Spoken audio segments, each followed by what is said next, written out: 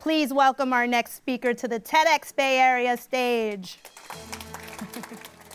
My name is Sumaya Kazi, and I am an entrepreneur, a storyteller, and a connector.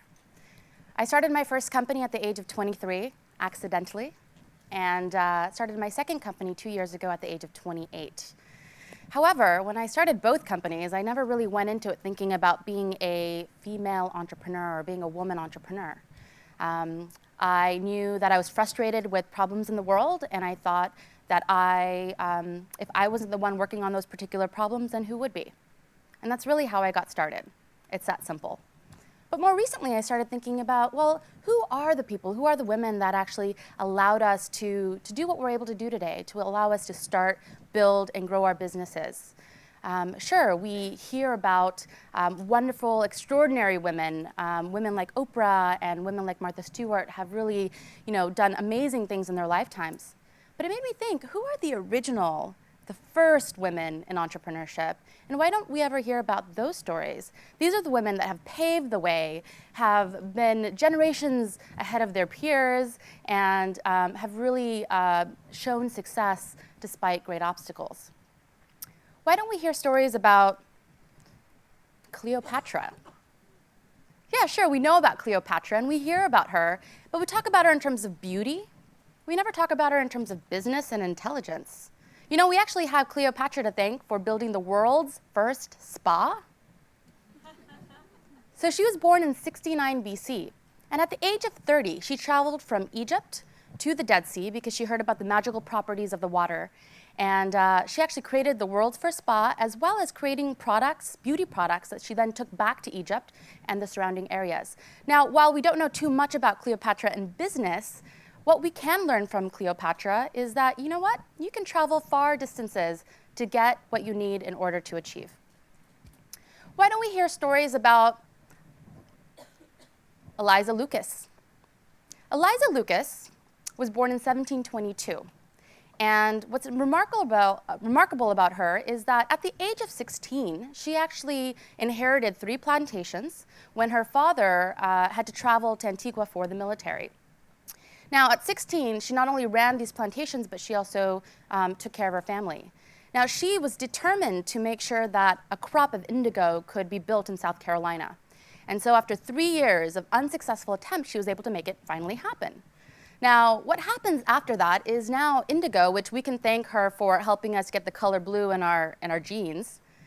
Indigo became one of the largest cash crops coming out of South Carolina, actually second to rice before the Revolutionary War. She was able to actually show other individuals that, you can be successful in a competitive market and you can be profitable. This young woman in the 1700s did that. Now, a couple interesting facts. She was the first woman inducted into the Business Hall of Fame in South Carolina, and at her funeral, at her passing, President George Washington was actually one of her pallbearers. So he held the casket during her funeral. What can we learn from Eliza? That you should try and be persistent and keep at it until you are able to achieve your goals. Don't give up. What about stories like Louise Pomeroy?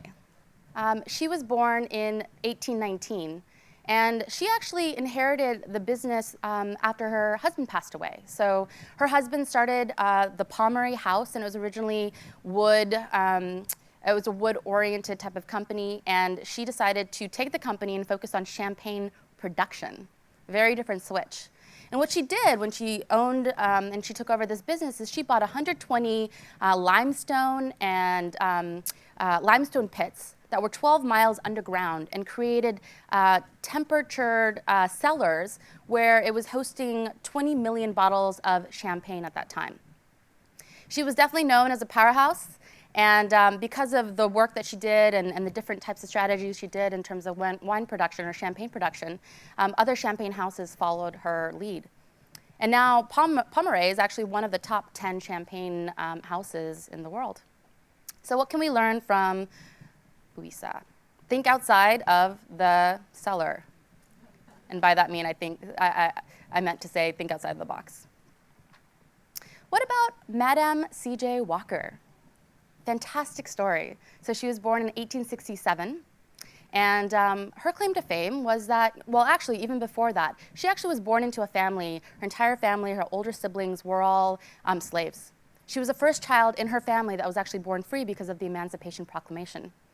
And in that time period, women were actually losing hair and they were having all sorts of different problems. And so she decided, including herself, and she decided to do something about it.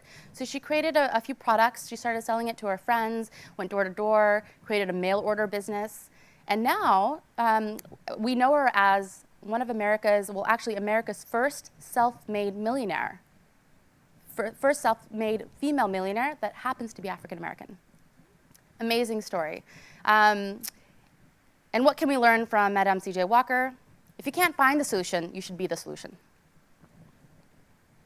Other great stories, and so now we've heard stories from the 1700s, from the 1800s, and now we're into the 1900s. So Lucille Ball, we all know her as I Love Lucy, was born in 1911. In 1962, she actually became the first head of a TV production company.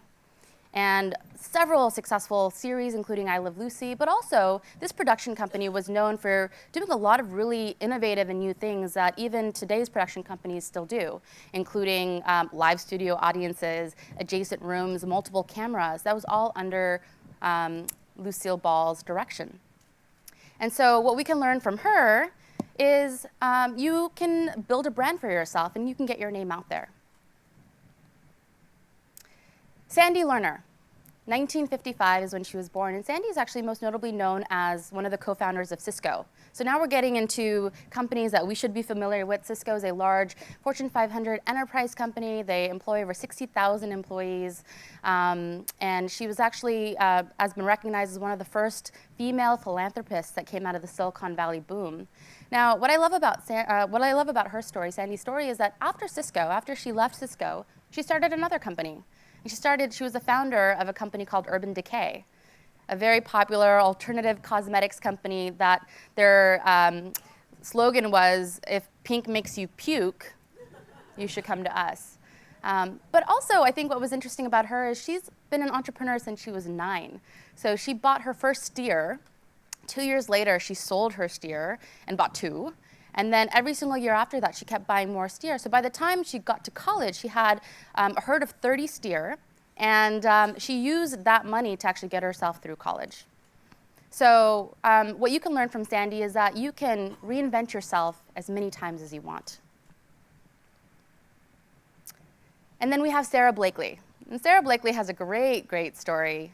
She was born in 1971. And she is actually the youngest self-made female billionaire. And she made that happen because she has a multi-million-dollar undergarment business that we call Spanx.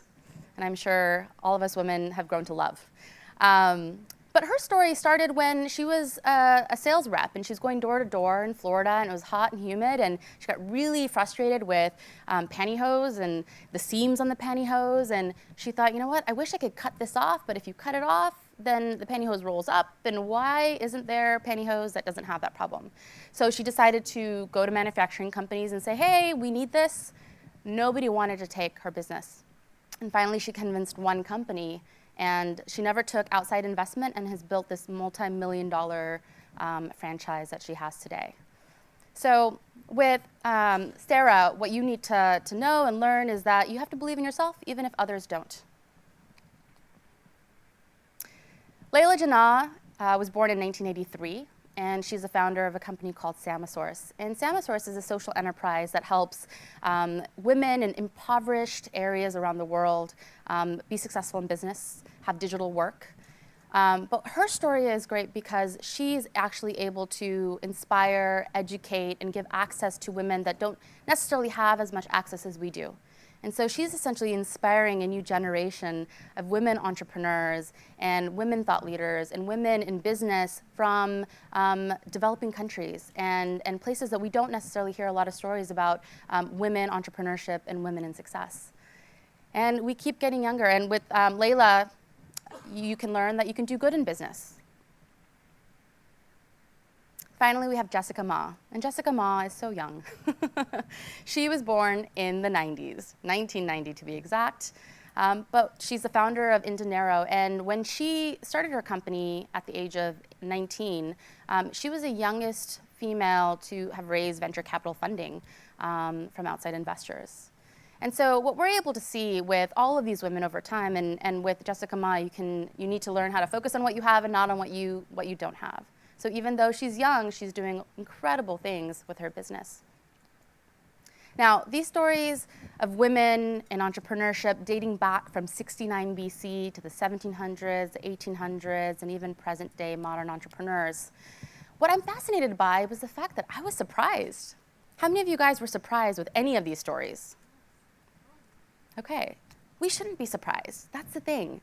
For every story that I've mentioned, there are thousands, tens and thousands of other women entrepreneurs around the world. We didn't even talk about the 20s, the 30s, everything that happened between 69 BC and the 1700s, what happened there. There's not a lot of information out there. And what's exciting right now is that we're seeing more and more innovation, more and more synergies, communication, engagement. We have platforms that share our stories. So what I would encourage you guys, and what I'd like to share with you guys is, if you know of a women entrepreneur, a friend, a colleague, an acquaintance, a speaker that you've seen today, share their story. Talk about what they're doing.